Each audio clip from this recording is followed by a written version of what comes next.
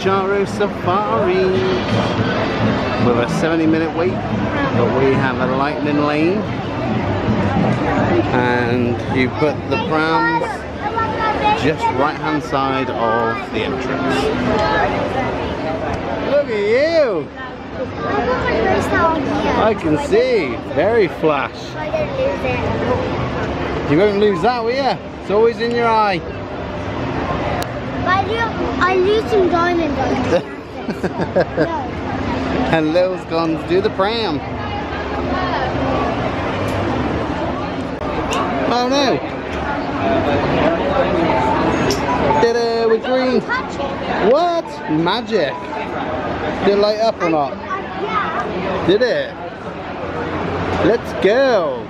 I didn't even touch it. You didn't even touch it.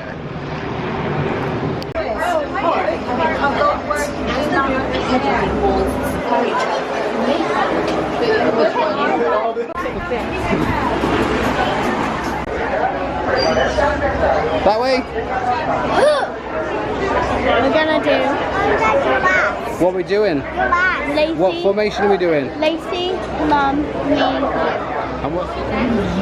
Hello everyone, and welcome to Kilimanjaro Safaris Tour. This should be from 5 months Here's our bus. Welcome. So welcome, followers. Watch your hands up as you enter. Like all around, we will have a pretty full. Who? Exactly. No way. Asante Sana Warden, and my friends, as we like to say here at Harambe Twende, that means let's go. Whoa. Javo everyone, my name is Haley and I will be your safari guide out there for the next 2 weeks in the Harambe Wildlife Reserve. Don't worry though, it'll feel more like 20 minutes. Now just a couple of things before we head out, friends. This is a real truck here. I am really driving this truck. It's not an automated track. And although I do have a seatbelt up here, you do not back there. So please remember to remain fully seated for me at all times. Keeping those hands, arms, feet, and legs inside the truck. Parents, please supervise those children. And remember, this is not the Lion King. You are not Rafiki. Your child is not Simba. Do not lift them up at any time to better view an animal.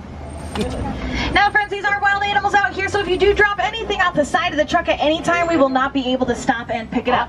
Simply raise your hand high above your head, let me know, and I will call someone to retrieve that item for you. Now our first stop on our journey is the Little Aturi Forest. Animals in the forest rely on their camouflage to evade predators.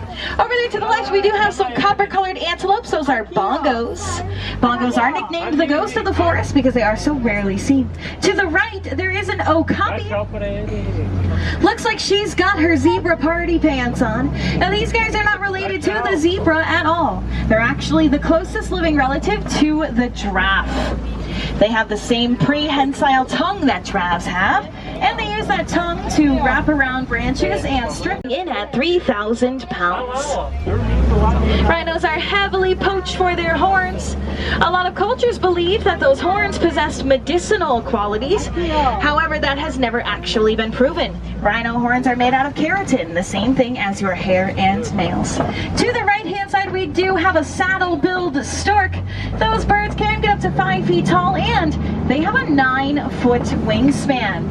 Its mate is not too far away here. They are usually found in pairs like this, and that's because saddle-billed storks mate for life. They are life partners. But I do think that was a pretty successful first couple of days out there in the forest, so we are going to go ahead and move along now. Let's head on down toward the river, see if we can find any friends hanging out down there. A little bit of a better view here.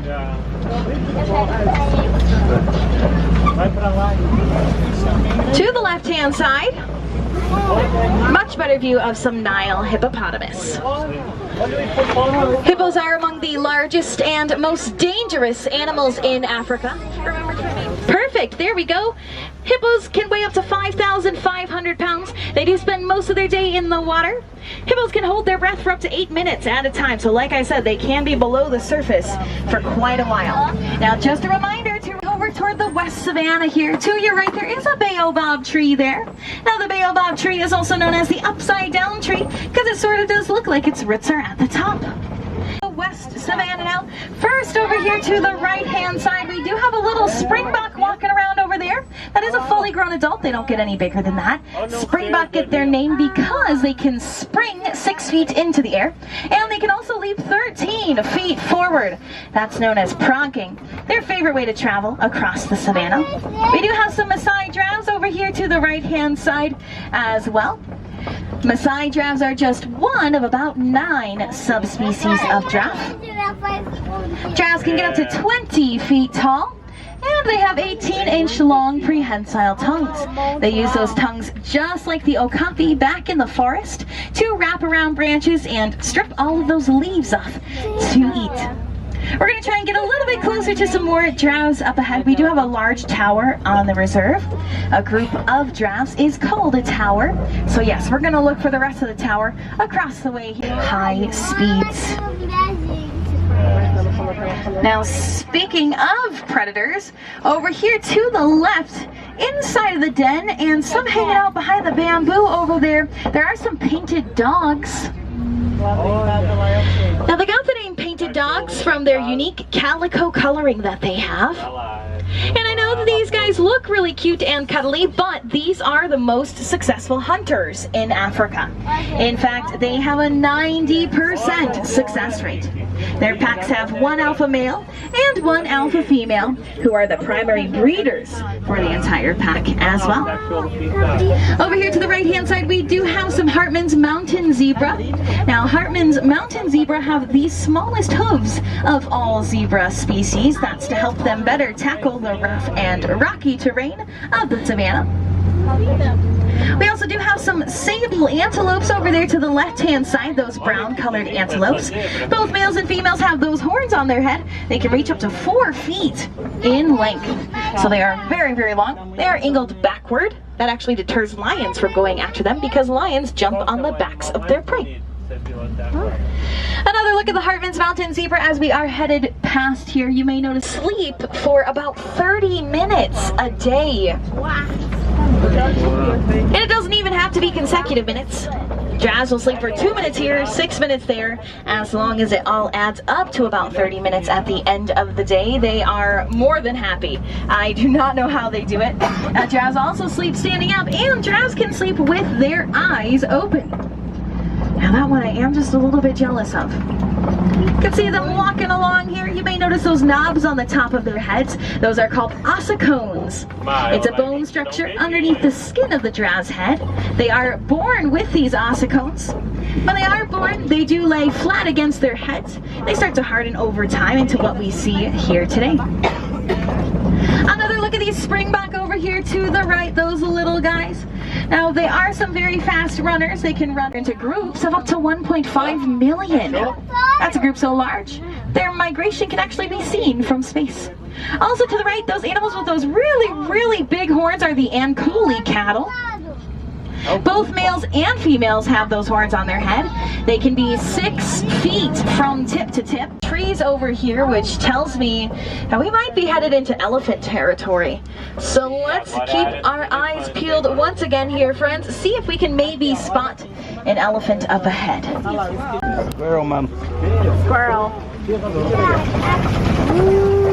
Elephant. Now we can tell this is an African elephant by the shape of its ears. African elephants' ears are shaped sort of like Africa itself, so that's how I can tell. Now these guys can weigh up to 14,000 pounds. Doesn't look too good, so remember to remain fully seated as we head across.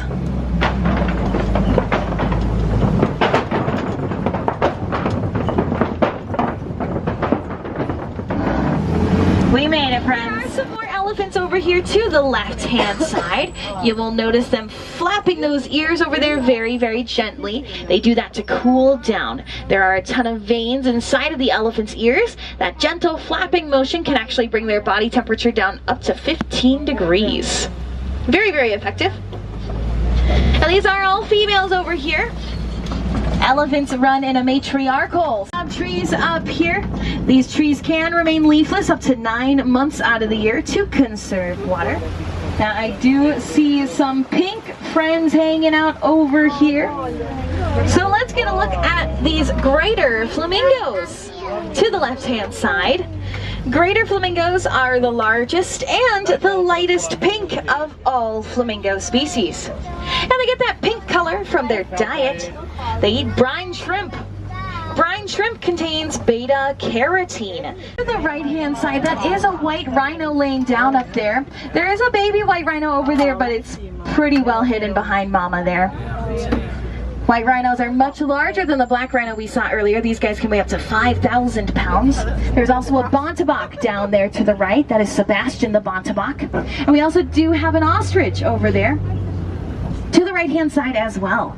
Now, ostrich are the largest birds, the largest burrowing animals. They dig those burrows using their snouts and upper tusks. Ostrich is walking away from us over there. Now, ostrich eggs are the largest eggs in the world, of course. In fact, 24 chicken eggs equals the weight of just one ostrich egg. Nigerian dwarf goats are a very small species of goat. Now, they're very social animals. They love to run around and play with one another. They are also some very skilled climbers. Nigerian dwarf goats will climb over anything and everything. Now, they are grazers as well, so they do munch along on the grass all day long. So to help them digest all of that, Nigerian dwarf goats are also ruminants. I do really hope you had fun out there in the Harambe Wildlife Reserve. I do want to say Asante Sana, friends. That does mean thank you. Thank you so much for joining me. Now, if you like those Nigerian dwarf goats back there, I do want to recommend that you check out Rafiki's Planet Watch. Now, you can get there by taking the Wildlife Express train, which is just a little ways back in the village here. There's the train now. Over at Rafiki's, they have a petting zoo with some more Nigerian dwarf goats that you can pet, along with some other animals. Now, they also do have a building over there that houses some reptiles, our animal medical and nutrition centers, and you can also take a drawing class over at Rafiki's and learn how to draw some of your favorite Disney characters. It is super, super fun, friends. Highly recommend checking that out if you do have the time today. Now, the last train over to Rafiki's departs at about 4:30 p.m. So if you are interested, definitely keep that in mind, that it does head out a little bit earlier, especially compared to the rest of the park. Now, again, my name is Haley. I do hope you had fun. If you have any questions about anything you saw out there on the reserve, feel free to come on up to my window right here once we disembark. I'd be more than happy to answer those questions for you, friends. My windows are quite literally always open. So come on up, say hi, and ask away.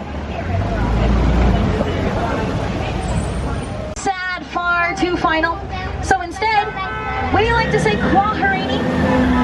Now, Kwaharini means to go well. So, my friends, Kwaharini, go well, go wild, and go enjoy the rest of your day here at Disney's Animal Kingdom.